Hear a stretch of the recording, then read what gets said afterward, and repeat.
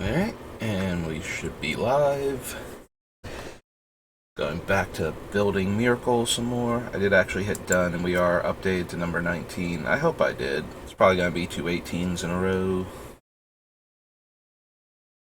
Whatever. So I did realize this at the end of the stream last time, is because I don't have Gatherer open, it's just a black screen for the most part with like the Word document over here. So I brought up Myrkul so we can look at him while we're discussing all the cards. So towards the end of the stream yesterday, I cut, what was it? Smothering Tithe. Because I feel like it's lower impact in this deck, so I started thinking, like, well, if people run Smothering Tithe that much, when is it good? Because if you play Smothering Tithe on, like, turn 4, and players just pay for it, or make, like, 1 or 2 treasures, it's infinitely worse than any of our mana rocks that we were looking through and trying to figure out, like, which ones we're going to keep. Like, if I spent 4 mana and I got, like, 2 treasures, that's barely better or worse than like a Firemind's Vessel or something. So where Smothering Tithe is actually good, because when I play against people who don't have access to like the most finely tuned commander decks, they tend to just jam Smothering Tithe and it doesn't do much of anything. The reason for that is that Smothering Tithe punishes players that spend mana to draw lots of cards in a single turn, and when you or one of the other players can force multiple players to draw a bunch of cards, so like Wheel of Fortune, any type of effect, any wheel effects, Wheel of Fortune, Memory Jar, you know, whenever players get foisted a whole bunch of cards on them all at once, they can't afford to spend 2 mana per card they just drew in order to not give you treasures. So those are the 2 times where Smothering Tithe actually pays you off enough, like gives you a huge burst of mana, because players need, like, if they get into a position where they feel they need to draw all of these cards and can't pay for it, or are forced to draw a whole bunch of cards and therefore can't pay for it, that's where you're going to run into where Smothering Tithe is actually making you more mana than another 4-drop mana rock would. So the question then becomes, like, how many players are we going to play against that are going to get into that position where the Smothering Tithe would be better than, you know, just like a Firemind's Vessel or a Thran Dynamo? And I'm not playing against enough people like that, so I'm going to probably leave the Smothering Tithe off the list. If your play group plays with that, for the same reason that I've considered Carpet of Flowers and then wound up not putting it in the deck, like on the list anyway, even though if you're playing against some of the more cutthroat players, you're going to wind up playing against a bunch of blue decks, and you can generate a lot of mana from that cheap enchantment. Like, at that point, those are the cards that should consider coming back in, and some of these other mana rocks should come out, because they'll be more efficient for you in games like that. So I'm going to leave them off of the list for now, but that is where we would want those cards. So if you're actually playing this deck against opponents like that, and you need to make the adjustments, then you can probably swap out some of the more expensive mana rocks that I leave in that just work all the time regardless of what you're playing against, for like Carpet of Flowers and Smothering Tithe, because that will actually help you more against players that are doing the things where those cards are good. Yeah, I don't usually run Smothering Tithe because I don't play against enough people that are doing enough of the things that make Smothering Tithe really good, and I haven't built a deck yet that can run both Smothering Tithe and Wheel of Fortune or Time Twister, which I'm always kind of amazed isn't banned. Like, Time Twister is like one of the Power 9 that has the least amount of raw power in Commander. So, like, it doesn't even see as much play in Vintage as it used to. I think Time Spiral is actually stronger overall than Time Twister.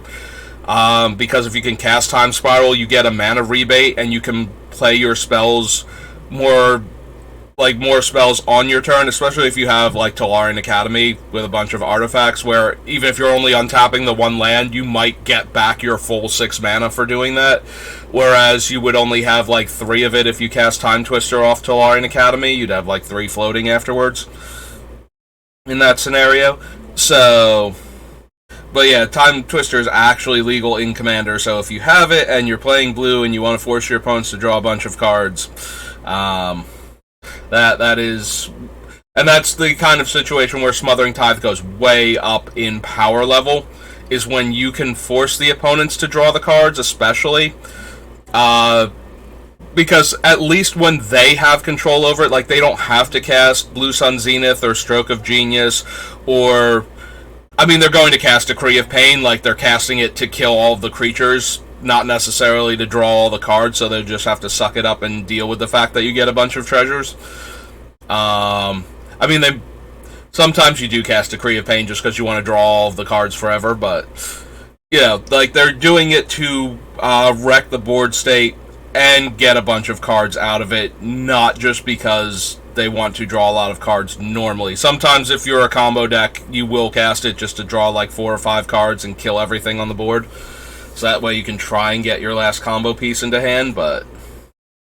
So yeah, those are the situations where Smothering Tithe would actually be good. So if you're wondering why I cut something that everybody thinks is like one of the most powerful things you can be doing in white, that is the reason, and that is why it is off the list right now, and why you should actually run it. Like, I see so many people just jam that thing into their deck because, oh, it's Smothering Tithe, it's super powerful. It's like, no, it's... If you only ever get like 1 or 2 treasures out of it, then Smothering Tithe is worse than like a Threat. Like, even if you only get 1 or 2 treasures per turn cycle, Smothering Tithe is just barely, I keep saying its name, Firemind Vessel, where you can tap it for 2 mana of different colors. It's just barely that. Like, and you spent 4 mana and 1 of it was white, and you had to wait the full turn cycle anyway. Like, Firemind's Vessel comes into play tapped, and your opponents have more control over what you actually get, so you might not even get the 2 mana by the time you get back to your turn. So, if you're just jamming it in your deck like that, you probably should just replace it with, like, a better artifact mana source or another ramp card. It's when you're playing against a lot of opponents that are drawing tons of cards, like, actual tons of cards. Like, the way I'm building this deck, if I draw cards off of, like a Phyrexian Arena or something, then you're probably not going to get as many treasures as you would need to from me, like, just me drawing 2 cards a turn, until I'm about ready to go off with the deck. So... in the meantime, I'm just going to take my cards, and if I can afford to, I'm going to pay the mana to stop you from getting your extra thing. And if I can afford to means that you're not even slowing me down by making me pay your Smothering Tithe tax. So, in that regard, it's not helping you much. You really need the opponents that are like, I'm going to draw like 4 or 5 cards this turn. Like, consistently. Or make everybody draw a whole bunch of cards, because that's part of how my deck works. Like your Nekusars, or how I build Mogus to be like non-blue Nekusar. That type of deck, you really get an advantage out of having a Smothering Tithe down, as opposed to how it plays out if you're just playing against, like, players that aren't doing that. They're not winning that way. They're not burying you in card advantage by drawing like 10 cards in a single turn, and they're not winning by making everybody draw like 7 cards in a single turn, so that way their other stuff is triggering and dealing damage to them. So, yeah, if you think it's weird that I cut Smothering Tithe, or you think it's really stupid that I cut Smothering Tithe, just keep in mind your play group, and if it plays out the way I just described, where players are doing that a lot, then yes, you want Smothering Tithe back in the deck. It's way better than some of the artifact mana sources that I'm going to leave in. But if your playgroup is not doing that consistently, then Smothering Tithe is probably worse than like Worn Power Stone. And you should probably consider cutting it from your deck.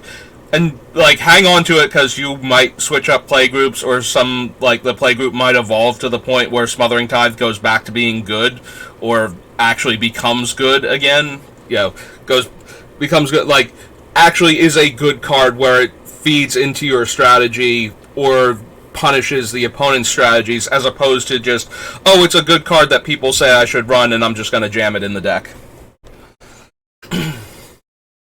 So yeah, that is my Smothering Tithe rant slash when you should play Smothering Tithe, as opposed to everybody says it's a good card and it goes in all of these commander decks, so I'm just going to jam it in the deck, and you know, now it's one of the 100 cards in my deck. If you take nothing else away from my rambling about Magic cards when building these decks, one of the best things is to understand why the card is in the deck. So that way, when you are trying to like actually build the deck or improve upon it, you know if the thing actually does the thing you want it to do, as opposed to just like, I heard it's a good card, so I'm going to play with it type of deal. Like, actually think about why the cards are in your deck and what benefits you are getting from running it. So that way, you know, when a new card comes out and you're trying to figure out what card comes out of your deck for it, like, which of these cards is actually not performing the function we thought it would have when we built the deck, which cards are overperforming, and we need to actually consider them in future decks a lot more. You know, that sort of thing. But anyway, we were working on cutting down our mana acceleration because we have a huge stack of various mana accelerants and whatnot. And we were cutting them down. We got rid of a bunch of the things that make our stuff cheaper by like 1 mana. So we got rid of things like Nylea and whatnot. We're keeping the ones that get the casting cost down by at least 2, though. So Goreclaw, the Drover, both still on the list. And they might still go, but for the time being, they're going to be on this list. Excuse me. Yeah, I don't have a ton of time today. And so I just finished eating, and now we're going to start. So, after all that, we have the Great Henge and the Immortal Sun. And they're kind of in the deck for the same reason. They both let us draw more cards, make our spell, like, give us a way to make our, like, the Immortal Sun makes all of our spells cheaper. The Great Henge taps for 2 green.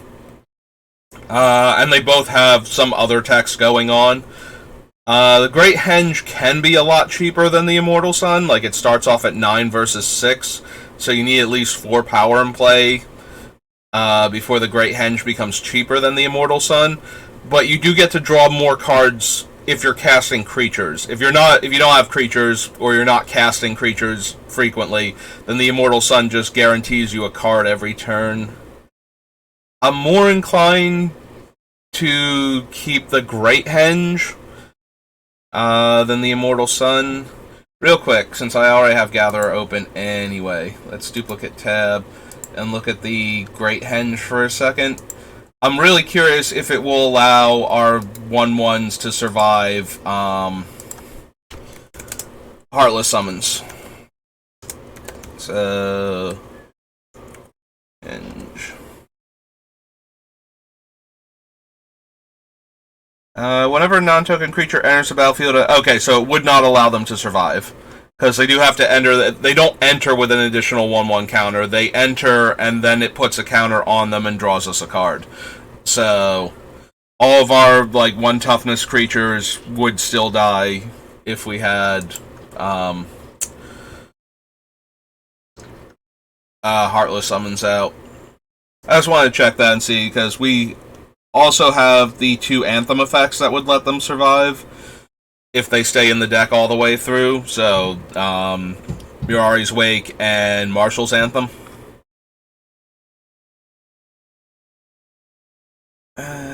We cut all of the easy ramp cards. Now we're down to all of the ones that are kind of good to very good, or efficient, or just let us ramp lands.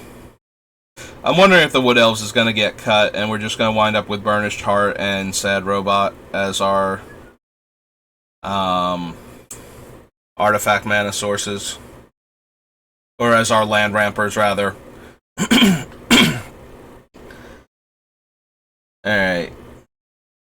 So, I keep moving back and forth, staring at each one of these cards, because we have such high mana requirements for the deck when we're trying to combo off, so I'm wondering if I should take a break from staring at the same, 15 cards, and we're going to check our removals package, see what we've got going on, because we probably have plenty of room for cuts in that department also.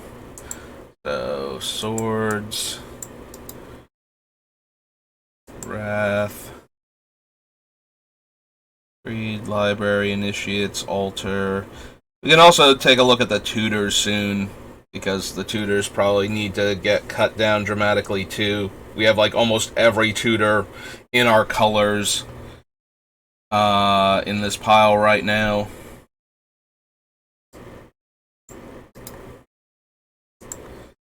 Lay, Survival, Wood Elves, Victimize, Fence, Mother of Runes, no. Rector, Apprentice, Piper. That's true. That was the other problem with Heartless Summons. We're killing off things like the Apprentice Necromancer, the Elvish Piper. That's gonna be mildly annoying. I might change which ones stay in the deck because of that. Glamorous Call, Herald, there's Deed and Vindicate. Yeah, normally I look at the artifact versus the creature removal, artifact and enchantment versus creature removal. But because we are white, black, green, a lot of our removal can hit multiple card types. So we kind of have to consider.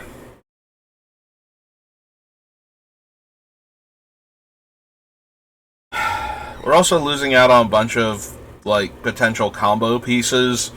Our Blood Celebrants and our Initiates are going to die to Heartless Summon. I really wanted Heartless Summon in the deck, but the more I'm looking at it, the more I'm thinking that we might not be able to run it just because of all of the things that... Also, we might need to cut Lethal Vapors for the same reason we cut all of the stops comes into play abilities on creatures. Since we're kind of relying super heavy on Myrkul for Lethal Vapors to not mess us up. So that might become a thing. Up to 8 now. Witness, Docent, top. Sanctions, Privileged Position. Protean Hulk. Grip. Return to Dust. Damnation. Relic, Griff Sweeper. Austere Command. To 12 now. Siege, Cauldron, Cinder Haze, Aromancy, Kitchen Fangs, Puppeteer, Greenet, Cauldron Haze, Ranger, Lapse, Path to Exile, Arid Mesa, Oracle, Anthem, Evoker, Pestilence Demon, no, Mentor, Machias, Underworld Connections, Immortal Servitude, Eviction.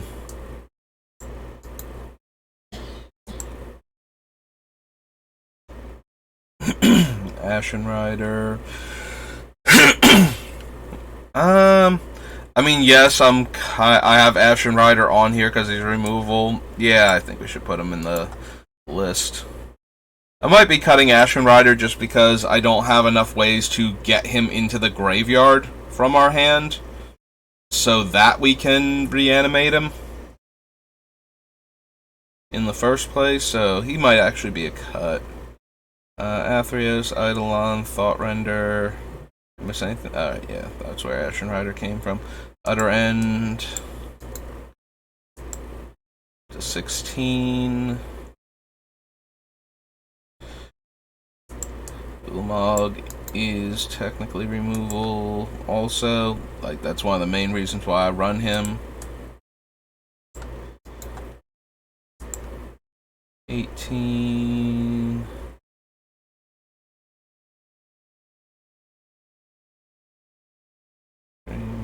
Mirror, Razakath, Torment, Mortal Sun, Shalai.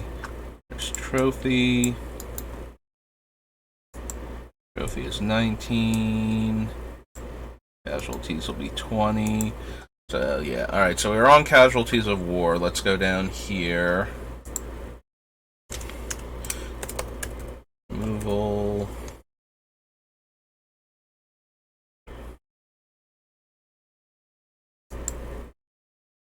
Swords. Wrath. Play. Shards. Deed. Vindicate. Vapors. O-Stone. Grip. Dust. Damnation. Austere Command. Path. Eviction. Rider. Utter End. Ulamog. Anguish Unmaking. Trophy. And Casualties. Alright, clear all. Go back to Casualties. Finale of Devastation. Resolute Rider. Great Henge. Alisade. Intervention. Ultimatum. Fiend Artisan. Broodmoth. Mythos is a thing. Vivian. Skyclave. Mortality Spear. Rebirth. Lysa. Mask. Morbid. Rite of Harmony. Sereth. Vanquish the Horde. Heron. Boseiju. No. Terra Sunder, yes. Cruelty. Threats. Acid Slime. No.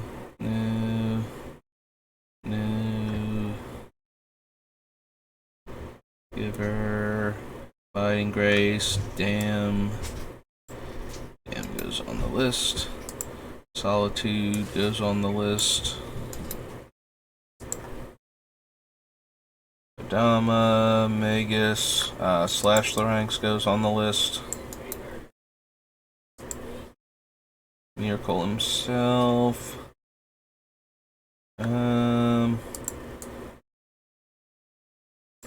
Martyr's Bond.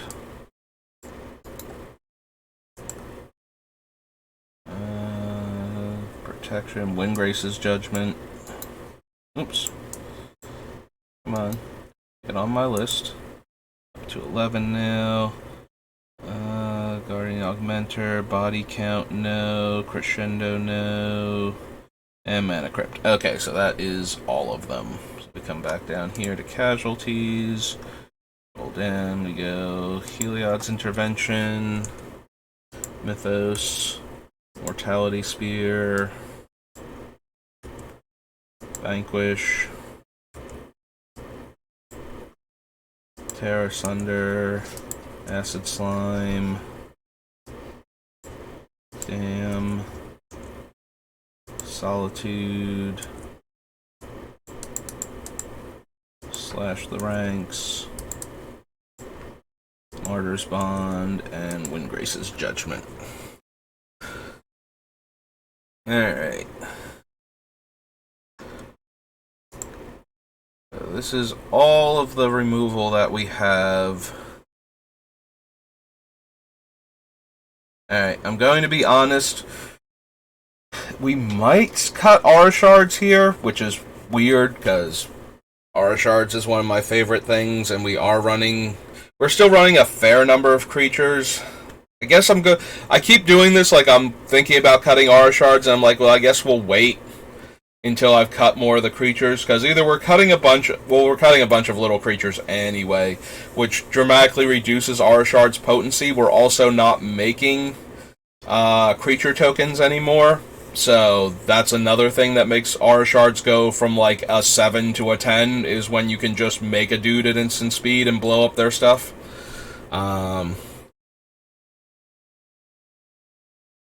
Yeah, Aura Shards, one of my favorite cards in Risk, because it turns him into 3-tap, destroy target artifact or enchantment. In addition to making the 1/1. Like, the 1/1 almost becomes like a side thing at that point. I think Vindicate can come out as a sorcery. As good as it is, like, catch-all and being able to blow up problematic lands, I think I would rather have the instant ones than that. Also, like I said, I think we're at the point where Lethal Vapors is no longer doing its thing. It might not have ever actually been doing its thing, so I think we're safe to remove that.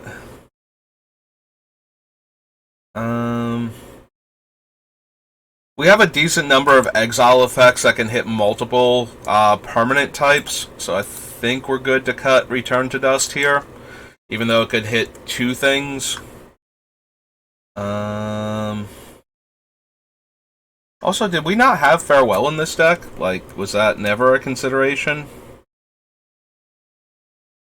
Okay, we put Merciless Eviction on the list and not Farewell. That's weird to me. Merciless Eviction can hit Planeswalkers, but that's about the only thing it has going for it over Farewell. So, that is really weird that I consider, like, I feel like I forgot to put Farewell on the list more than I mean, we might still wind up cutting both of them, because I don't want to remove all of my enchantments. Like, we already have Austere Command, and destroying all of our enchantments, if the enchantments are, you know, the tokens made by Myrkul, is the same as exiling them, since we can never get them back without using, like, Rift Sweeper or Pull from Eternity. Yeah, I don't think we have enough ways to, like, Ashen Rider is an amazing, like, blink target and whatnot, but I don't think we have, like, we cut all of the, Conjurer's Closet type effects and whatnot that would let us blink it, and we also don't have good ways to discard it, to reanimate it, so I think we're good to get it off the list now, like, remove it from the thing. I try and say 2 different words that start with 2 different letters at the same time. Which is slightly better than when I repeat the same word mid-sentence a couple of times before I continue my thought. Yes, I too am aware of all the weird idiosyncrasies that keep cropping up in the way that I talk when I'm trying to constantly talk. To not have dead silence.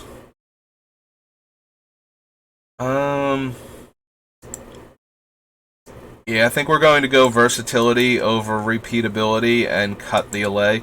Allay and Shattering Pulse are always on the short list whenever I'm building the deck because of their repeatability. You know, having buyback just means that if we have to destroy something, we still have an answer to it later if they can't sacrifice their thing in response, so.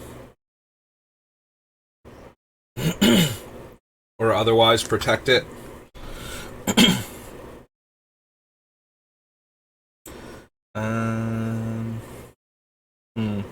I wonder if that means Croson Grip is also going off of the list.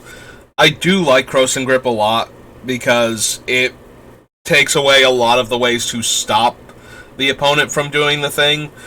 You know, if somebody sticks a Bolus's Citadel and they they get priority, they cast their first spell off of it, and then you grip it, they're done. Like, they don't get to keep Bolus's Citadeling anymore unless they have a very select number of cards that can interact with a Croson Grip. So things like morph creatures that can counter, exile, or redirect it, or a triggered ability in play that can counter it. So yeah, there's not a whole lot that can interact with Croson Grip, which is why it often makes my commander deck list, just because sometimes you need to get something off of the table, and if it's that bad, players are going to have ways to protect it. So if you can not let them interact with it properly... Martyr's Bond might go. Like, we're taking out a lot of the sacrifice things. Like, we're moving away from aristocrats. We still want to have ways to sacrifice our stuff, so Martyr's Bond still works. Like, we can sack our creatures for mana, and we'll make our opponents have to sacrifice their creatures while we're doing it.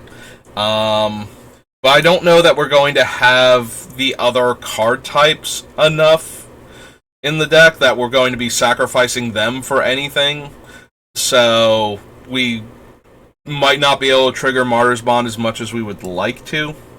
So I think we're good to cut that one also.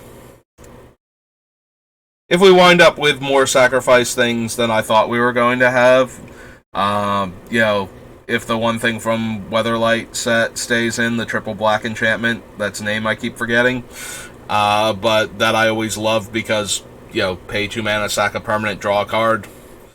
If we have enough things like that in the deck where we're actually going to be able to punish the opponent by being able to sacrifice anything and forcing them to lose the things also, then maybe. But yeah, I think Martyr's Bond is not going to stay in the deck because we're just not taking advantage of it enough. Alright, so Wrath effects that we're actually running. So we have good old Wrath of God, Pernicious Deed, Damnation, Austere Command, Merciless Eviction, no, Vanquish the Hordes, Damn. Damn does allow for regeneration, right? That is the problem with it. If we go double check it real quick. No, I just want Damn, like the actual Damn, thank you. Oh no, it does. It is bury the creature. Okay. Like, why did I bother writing it down if I was going to write down the relevant part? Slash the ranks. So slash the ranks we want to leave in if we don't think Myrkul can be indestructible often enough. But I'm pretty sure he can be, so I don't want to leave our opponent's commanders behind. And we do need to make some amount of room. Similarly, we might be able to leave Damn in and take out Wrath of God because it's just a more versatile Wrath of God. The only difference between Damn and Wrath in this is that if the opponent has something that counters cheap spells, Damnation, or not Damnation, Damn itself is always a 2-drop specifically, even if you cast it for the overload cost. So it's never, like, it never changes its mana value, so it's always going to be a 2-drop. Now, its commander, a lot of players are not playing spells that care about lower casting costs. As, like, like, normally you'd be more inclined to run, like, Disdainful Stroke than, like, Spell Snare or something, in most cases. And, you know, beyond that, you're probably just running regular counter spells anyway, and it doesn't super matter. So we can probably cut Wrath and leave Dam in, just because Dam is a slightly more versatile Wrath. If we're cutting one of them. The Destroyer... Also, we did not put what's-its-name on here, did we? And I know it's in the deck. I think I glossed over Decree of Pain when we were going through this, and I am all but certain Decree is in the deck, so... Yep, there's Decree of Pain. Just bounced right over it. Alright, so let's copy Decree. Go back down here. Like, wait a minute. I don't remember actually putting Decree of Pain on this list. And it is most definitely in here. Alright, so put Decree of Pain and then delete Decree of Pain off the list, because this is the list of things we're cutting so far. Alright, so Vindicate is one. Alright, we can just delete it, not have to cut it or anything. So Vindicate, Lethal,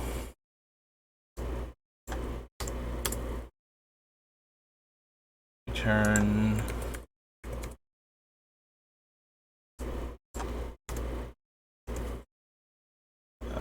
Ashen,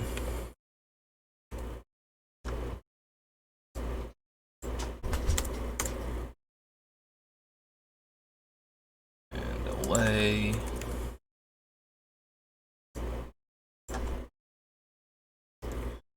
Alright, so that's 1, 2, 3, 4, 5. Oh wait, we have more above it.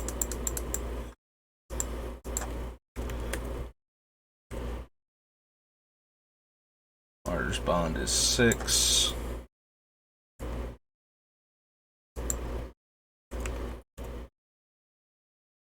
Slash is 7.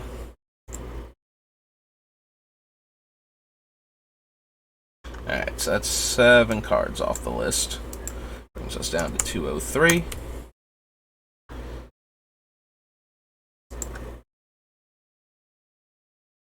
Alright, so we get all of those off the list, and now all the way back down here real quick.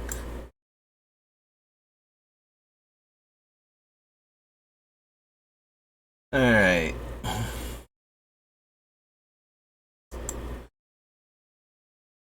Yeah, I think I'd rather destroy things than exile them, if I have the choice, just because of the way, like, for mass removal. So, I think we can cut Merciless Eviction then, and leave Farewell off the list, which was probably the mentality when I didn't put it on. Like, I was probably already questionable for Merciless, and then we got to Farewell. It's kind of like, I don't want to exile my stuff. I'd rather destroy it if I'm going to mass removal, so...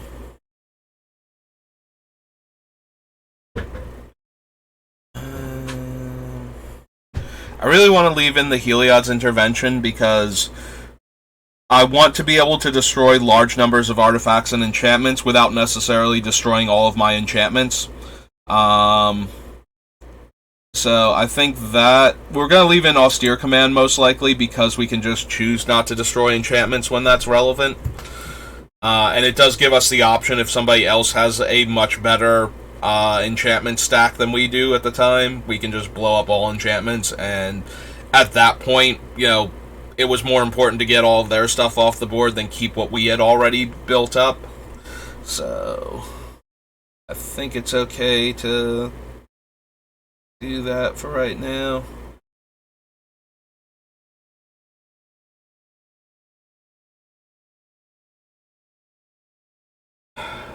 We might be cutting Mortality Spear. Like, everything else is either naturally cheaper, can be cheaper, we're not gaining life very often. Some of the other stuff is exiling it rather than destroying it. So, I think Mortality Spear can go as one of the weaker ones. Like Mythos of Nethroi is consistently 1 mana less, and it's less color intense if we only want to destroy a creature. So, yeah, we're not gaining life often enough for Mortality Spear to actually be consistently a 2-drop. So let's go ahead and knock that off the list. We probably also don't need slime anymore. Like, slime was originally in here because we were going to get, like, we had more value things. So, and then the slime would die and it would come back as an enchantment. It would blow up another thing. But now we're more of a combo deck. I want my removal to be instant speed, I think. I think we can cut slime. Or I want it to be like mass removal. Preferably both, but, you know, can't have everything all the time. I do like Ulamog, and we do generate a large amount of mana, but I don't think we need him when we have so many cheaper options. The only thing I like about Ulamog is they have to counter the triggered ability, not Ulamog itself, so... Like, sometimes you just cast Ulamog and you get to hit the two things you most need to hit, even though they have counter spells, because they don't have specifically something that will counter the triggered ability also. And sometimes they have to counter the triggered ability and you just get this 10-10 indestructible that might win you the game. But given what we're trying to do with the deck, I have to imagine that the 10-10 indestructible is less impressive, so...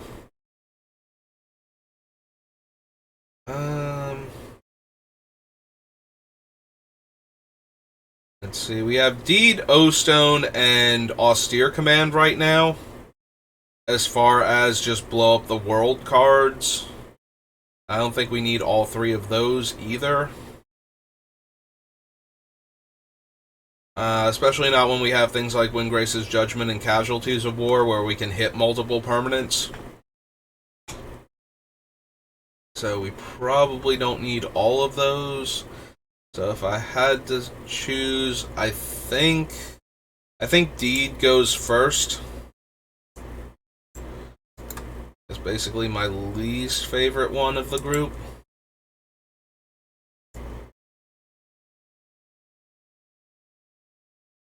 Yeah, I think we're safe to cut Wrath. And just run Damnation, Damn, and the more expensive ones.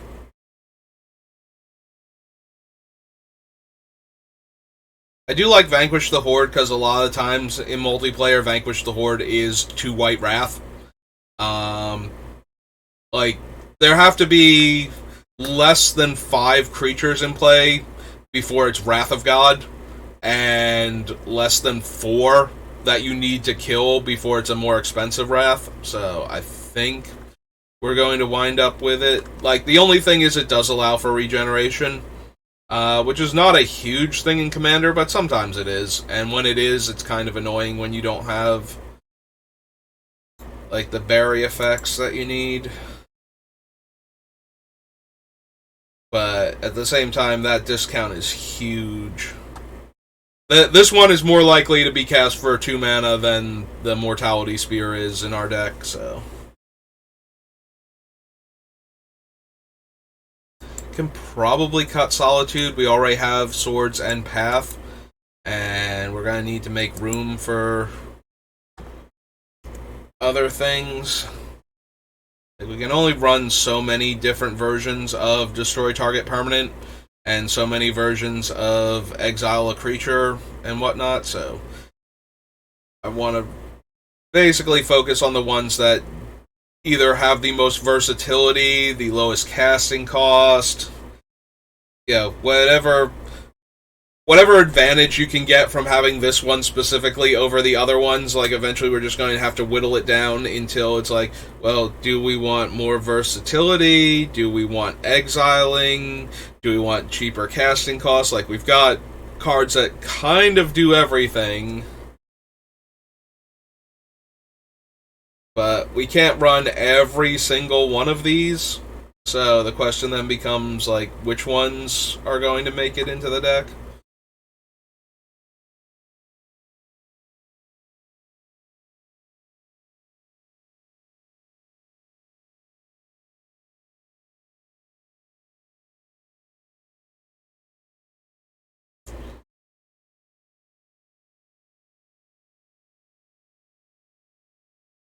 We might wind up cutting Frozen Grip just because I feel like we're going to lose the aura shards, but we're going to keep leaving it in. I'm going to keep coming back to every time I see aura shards. It's like I don't know that I'm going to be triggering it often enough when I cast it. Yeah, you have to cast it, and then you have to play a creature to destroy an artifact or enchantment in order for us to basically get a disenchant out of it, and then afterwards it's better. But we need to keep playing creatures, and while we have creatures in the deck, and they, we are going to be running a bunch of creatures, a lot of them we are running because of their combo potential, not because we're running a ton of creatures in the deck. So, alright, well, we do have a bunch of cuts here, so let's go ahead and go back up and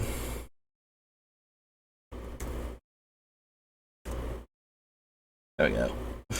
There's Mortality Spear, Acidic Slime,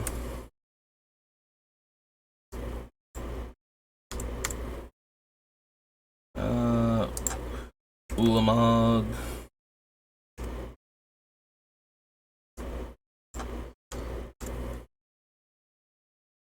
Pernicious Deed.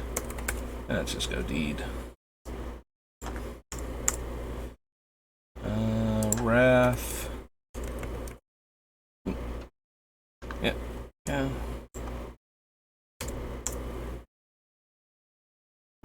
After Wrath was Solitude. City of Solitude. Actual Solitude.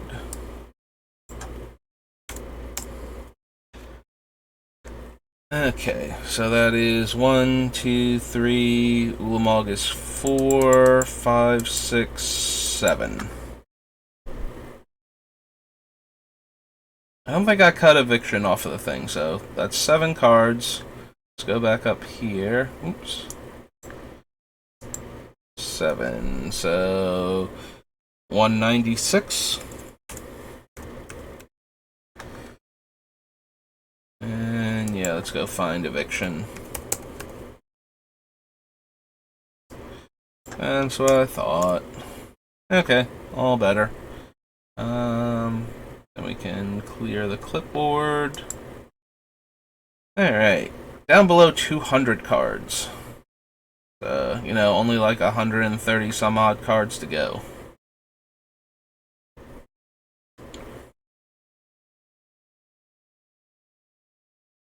Yeah, the more I think about it, the more Heartless Summons is probably going to have to go. Just because of the way it interacts with a bunch of our other 1/1s that we kind of need if we're... Like, I don't want to have Heartless Summons down, not have Myrkul in play, and play like one of our 1 toughness dudes that we need for the combo deck. Like, have it in our hand and we can't play it now because it's just going to die to Heartless Summons.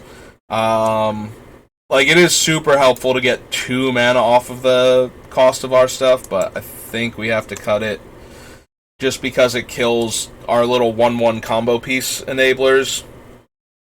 So... Oops. Yeah. Let's go ahead and cut that, sadly. Pop back up here. 195. Alright. Let's go back through. I wonder if I should start looking at the tutors now, too. So, yeah, let's take a look at all of our tutors real quick. And by real quick, I mean we're going to spend a bunch of time now staring at all of our tutors. Altar of Bone. Because we have, like, every tutor, basically. Enlightened, Worldly, Vampiric.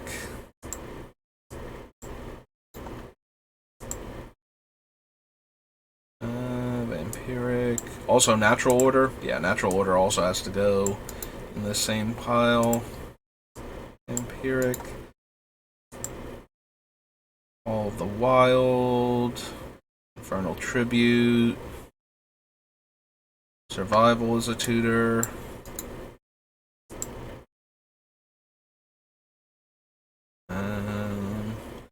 Optimize 1 power stone. Defense of the heart.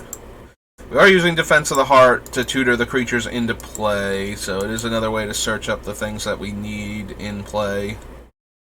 Similarly, Academy Rector. Tutors for enchantments. Gamekeeper doesn't tutor, it just gives us a replacement creature, so we don't have any control over what we get. Until we get to the point where all of our things are things we need to get, so it doesn't super matter which one he hits. Diabolic Intent, which I had listed as Diabolic Tutor.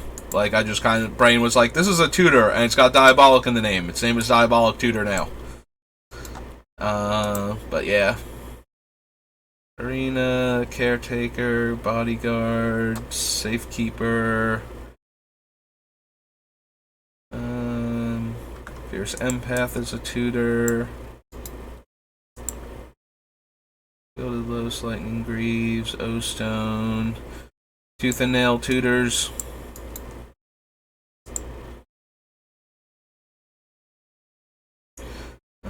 Docent, 8.5 Tails, Grave Robber, Top, Cord is a tutor.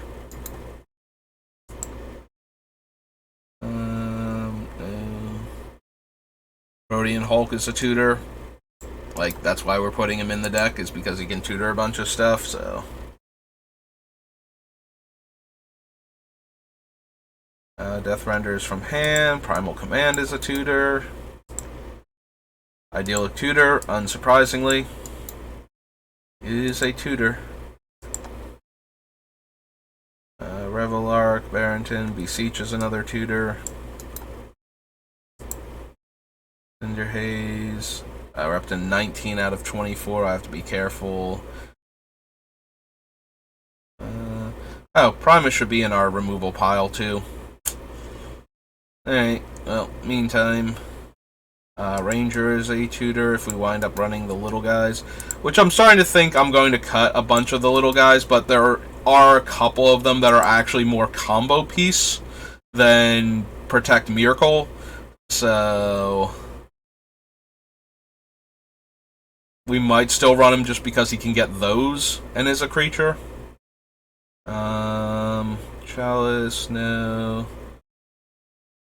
Out of This World, Pestilence Demon, Asceticism, Necrotic Ooze, Plate, Green Sun Zenith is a tutor.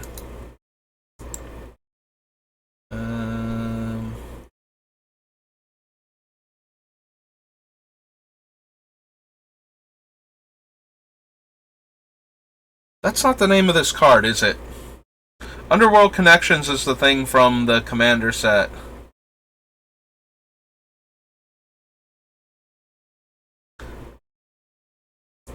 Alright, real quick. No, not Myrkul thing. Give me a duplicate tab, because I definitely put the wrong name there. Similarly to the Diabolic Tutor, when it's Diabolic Intent. So we need to go back together. Black. Actually, here. We need card color is black.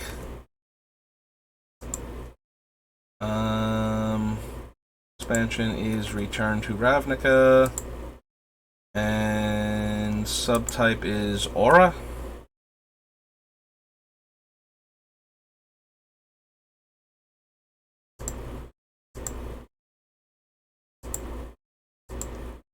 There we go. That should bring it up fastest. Oh no, it is called Underworld Connections. Huh. Black Market Connections is the one I'm thinking of then? Oh, regardless. Back to Myrkul. Okay.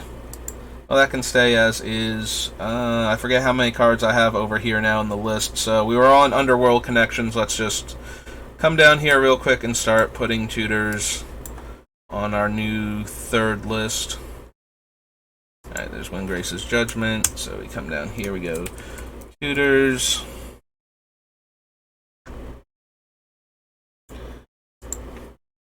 demonic, alter, enlightened, worldly, natural order, vampiric, survival, defense, academy rector, sterling grove, diabolic intent, Aladmary's call, fierce empath, tooth and nail, court of calling, Protean Hulk, primal command, idyllic, beseech, ranger, zenith. Alright, so underworld connections, clear all. Nope. No.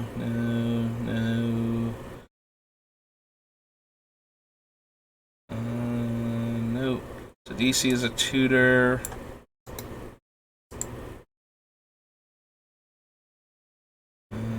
Selfless Spirit. Thalia's Lancers is a tutor.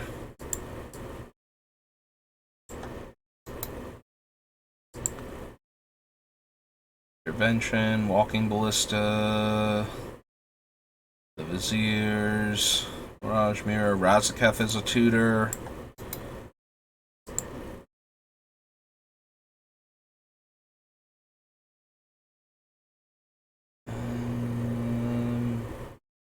No. Finale of Devastation is a tutor.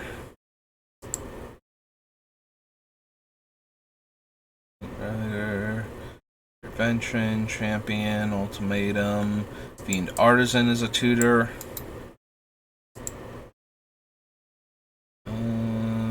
Mythos, Nethroi. Vivian can tutor, right? That's her minus. Cast a creature spell with. Yep, okay. So, yes, she is in here to be a tutor.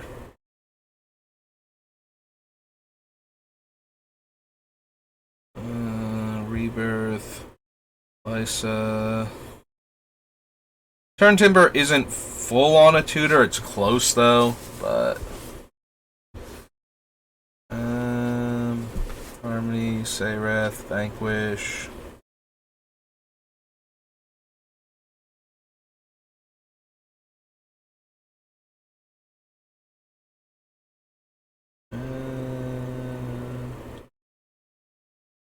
Cruelty's a tutor. 1 second.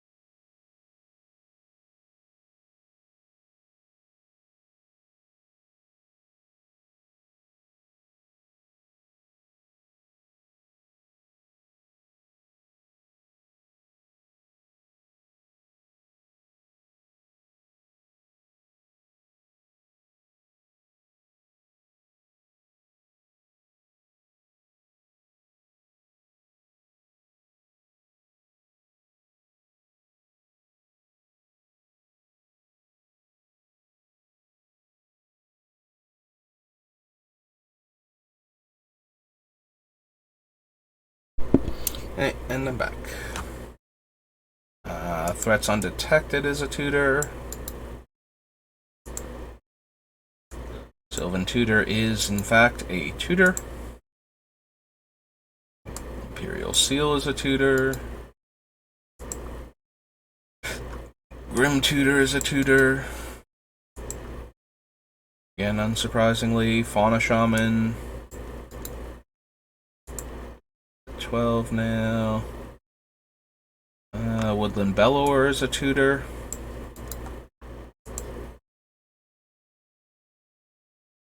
Archon, Giver of Runes. Persist. Profane Tutor is a tutor. Kodama, Magus of the Order is a tutor.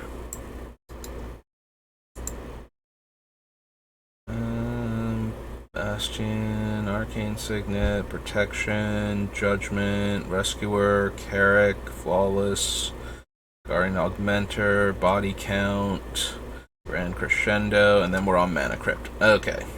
That is all the tutors that we have. So Green Sun Zenith. Come down here. Thalia, Razaketh, Finale,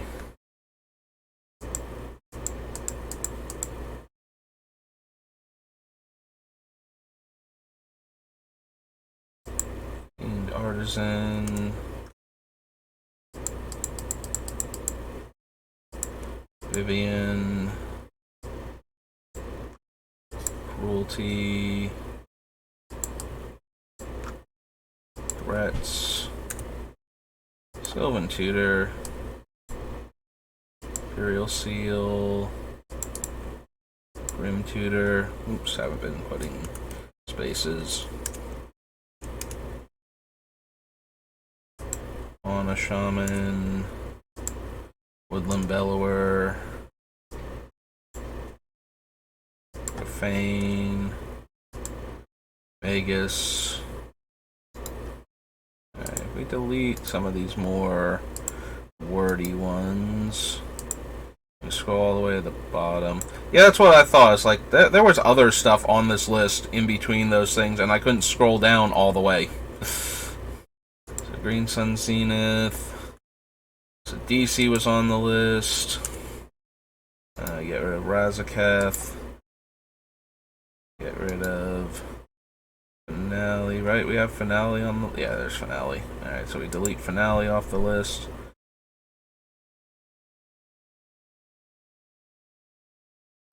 Cruelty of Gix. You can scroll down. Okay, so yeah, that seems to be all of it. I was gonna say, I thought there was other things, and we had, like, Sidisi just off camera down here, where I couldn't find her. It's getting close to time to go. We did have to do all of this, though, in order to figure out stuff that we can cut from the list, but...